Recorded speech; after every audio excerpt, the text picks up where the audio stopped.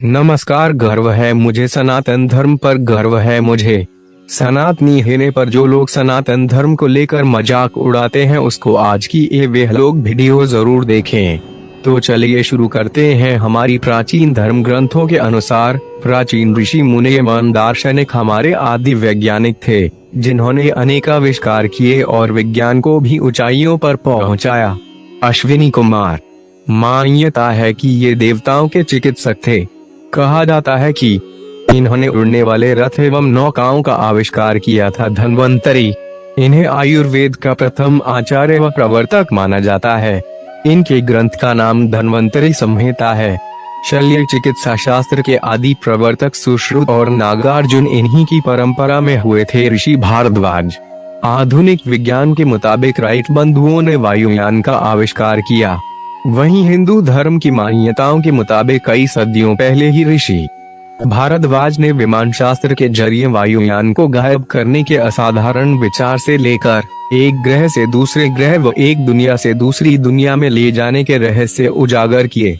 इस तरह ऋषि भारद्वाज को वायुयान का आविष्कारक भी माना जाता है। ऋषि विश्वामित्र, ऋषि बनने से पहले विश्वामित्र क्षत्रिय थे। ऋषि वशिष्ठ से कामधेनु गाय को पाने के लिए हुए युद्ध में मिली हार के बाद तपस्वी हो गए।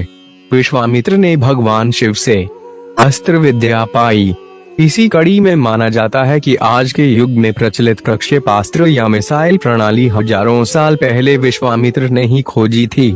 गर्ग मुनि नक्षत्रों के खोजकर्ता माने जाते हैं, यानी सितारों की दुनिया के जानकार।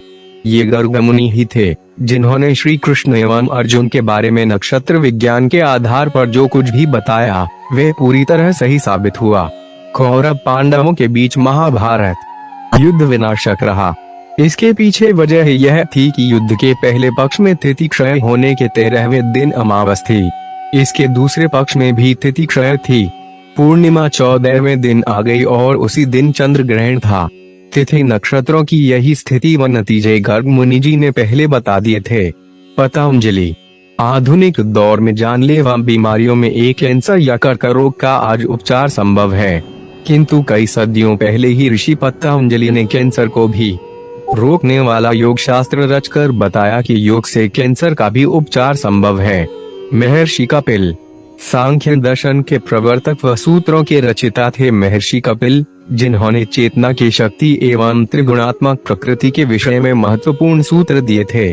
कादृषि, ये वैशेषिक दर्शन के प्रवर्तक हैं। ये अणु विज्ञान के प्रणेता रहे हैं। इनके समय अणु विज्ञान दर्शन का विषय था, जो बाद में भौतिक विज्ञान में आया। सुश्रुत, ये शल्य चिकित्सा पद्धति के प्रख्यात आयुर्वेदाचार्य थे। इन्होंने सुश्रुत संहिता नामक ग्रंथ में शल्य क्रिया का वर्णन किया है। सुश्रुत ने ही त्वचारोपण, प्लास्टिक सर्जरी और मोतियाबिंद की शल्य क्रिया का विकास किया था। पार्क डेविस ने सुश्रुत को विश्व का प्रथम शल्य चिकित्सक कहा है। जीवक, सम्राट बिंबिसार के एकमात्र वैद्य, उज्जैनी सम्राट चंड प्रद्योत की शल्य चिकित्सा इन्होंने ही की थी। कुछ लोग मानते हैं कि गौतम बुद्धवार की चिकित्सा भी इन्होंने की थी। बौधायन भारत के प्राचीन गणितज्ञ और शल्य शास्त्र के रचिता थे। आज दुनिया भर में यूनानी यूक्लिडियन ज्योमेट्री पढ़ाई जाती है, मगर इस ज्योमेट्री से पहले भारत के कई गणितज्ञ ज्योमेट्री के नियमों की खोज कर चुके थे। उन गणितज्ञ में बौधायन का नाम सबसे ऊपर है। उस समय ज्योमेट्री या एलजेब्रा को भारत में शल्य शास्त्र कहा जाता था। भास्कराचार्य, आधुनिक युग में धरती की गुरुत्वाकर्षण शक्ति, पदार्थों को अपनी ओर खींचने की शक्ति की खोज का श्रेय न्यूटन को दिया जाता है, किंतु बहुत कम लोग जानते हैं कि गुरुत्वाकर्षण का रहस्य न्यूटन से भी कई सदियों पहले भास्कराचार्य जी ने उजागर किया। भास्कराचार्य जी ने अपने सिद्धांत शिरोमणि ग्रंथ में पृथ्वी के गुरुत्वाकर्षण के बारे में लिखा है कि पृथ्वी आकाशीय पदार्थों को विशिष्ट शक्ति से अपनी ओर खींचती है।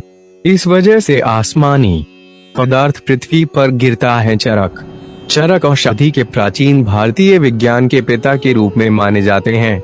वे कनिष्क के दरबार में राजवैद्य, शाही चिकित्सक थे। उनकी चरक संहिता चिकित्सा पर एक उल्लेखनीय पुस्तक है। इसमें रोगों की एक बड़ी संख्या का विवरण दिया गया है और उनके कारणों की पहचान करने के तरीकों और उनके उपचार की पद्धति भी प्रदान करती है।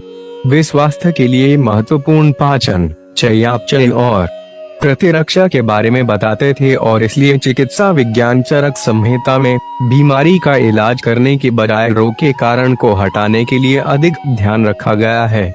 चरक आनुवांशिकी, अपनता के मूल सिद्धांतों को भी जानते थे। ब्रह्मगुप्त 7वीं शताब्दी में ब्रह्मगुप्त ने गणित को दूसरों से परे ऊंचाइयों तक ले गए। गुणन के अपने तरीकों में उन्होंने लगभग उसी तरह स्थान मूल्य का उपयोग किया था जैसा कि आज भी प्रयोग किया जाता है। उन्होंने गणित में शून्य पर नकारात्मक संख्याएं और संचालन शुरू किया।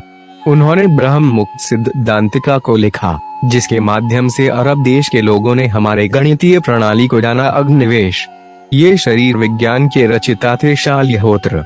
इन्होंने पशु चिकित्सा पर आयुर्वेद ग्रंथ की रचना की। व्याडी, ये रसायन शास्त्री थे। इन्होंने भेषज, औषधि, रसायन का प्रणयन किया।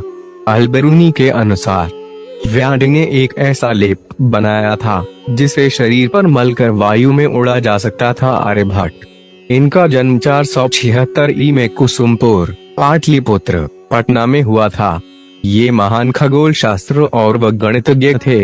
इन्होंने ही सबसे पहले सूर्य और चंद्र ग्रहण की व्याख्या की थी और सबसे पहले इन्होंने ही बताया था कि धरती अपनी ही धुरी पर घूमती है और इसे सिद्ध भी किया था। और यही नहीं, इन्होंने सबसे पहले पाई के मान को निरूपित किया। वराहमिहिर, इनका जन्म 499 में कपित, उज्जैन में हुआ था।